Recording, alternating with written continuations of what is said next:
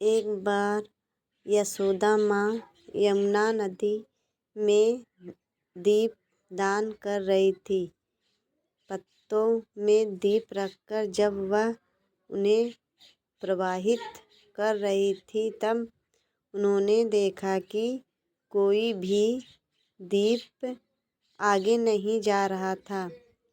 ध्यान से देखने पर उन्होंने पाया कि कान्हा जी एक लकड़ी लेकर सारे दीप जल से बाहर निकाल रहे थे। यशोदा माँ ने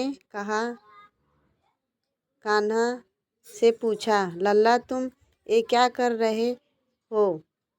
कान्हा जी ने कहा, मैया यह सब डूब रहे थे, इस कारण मैं इन्हें बचा रहा हूँ।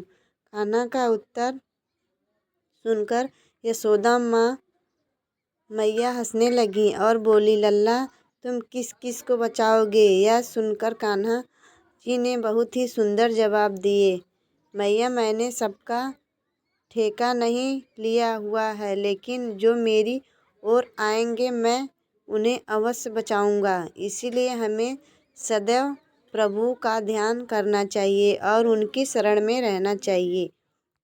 भक्त का भाव। एक भक्त थे, उन्होंने 20 साल तक लगातार भगवान गीता जी का पाठ किया। अंत में भगवान ने उनकी परीक्षा लेते हुए कहा, अरे भक्त, तू सोचता है कि मैं तेरे गीता के पाठ से खुश हूँ तो ये तेरा वहम है। मैं तेरे पाठ में बिल्कुल भी प्रसन्न नहीं हुआ। जैसे ही भक्त ने सुना तो वे नाचने लगा और झूमने लगा। भगवान ने कहा, अरे मैंने कहा कि मैं तेरे पाठ करने से खुश नहीं हूँ और तू नाच रहा है। भक्त बोला, भगवान आप खुश हो या? दोस्तों वीडियो अच्छी लगी हो तो लाइक सब्सक्राइब जरूर करना। नहीं, बात मैं नहीं जानता, मैं तो इसलिए खुश हूँ कि आपने मेरा पाठ कम से कम सुना तो सही, इसीलिए मैं नाच रहा हूँ। क्यों रोते हो मन का ना होने पर? जो लिखा है वे होकर रहेगा। एक रास्ता बंद करने से पहले भगवान 10 रास्ते खोल देते हैं। गर्मी के मौसम में पत्ते सूखने के बाद भी पक्षी घोंसला नहीं छोड़ते, क्योंकि वे भी जानते हैं कि फिर से बरसात आएगी और पेड़ पर नए पत्ते आएंगे। जो हुआ उसे भूलकर नई शुरुआत करो और याद रखो, जिसका कोई नहीं होता उसका भगवान होते हैं।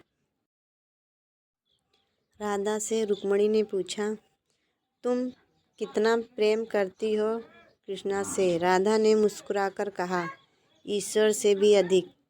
रुक्मिणी ने फिर पूछा, ऐसा क्या किया है कृष्ण ने तुम्हारे लिए? राधा ने हल्की हंसी के साथ जवाब दिया, वे लड़की जिसने कभी खुद को सुंदर नहीं माना, उसे एक ग्वालों ने पहली बार कहा कि तुम्हारी आंखें बहुत खूबसूरत हैं। तब से वह दर्पण के सामने घंटों संवारने लगी हैं, खुद को निहारती हैं। अब वे मुस्कुराती भी बहुत हैं और कृष्ण ने ही कहा था, ईश्वर है। सब यहीं रह जाएगा। रामायण का अंत। माता सीता धरती में समा गई। भगवान श्री राम ने जल समाधि ले ली। महाभारत का अंत। भगवान श्री कृष्ण का निधन और पांडवों की मृत्यु हो गई। जीवन का अंतिम सत्य मृत्यु ही है और दुनिया चलती रहती है, कोई किसी के लिए नहीं रुकता।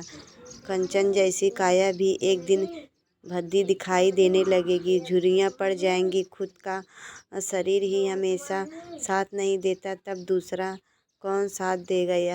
यह हमेशा के लिए कुछ भी नहीं है। इसलिए 7 पीढ़ियों के लिए इकट्ठा करना बंद करो। उतना ही कमाओ जितने में किसी के सामने हाथ ना फैलाना पड़े। या जीने आए हो शौक पूरा करो और उम्र भाग रही है, इकट्ठा किया हुआ कुछ भी साथ नहीं जाएगा, सब यहीं रह जाएगा।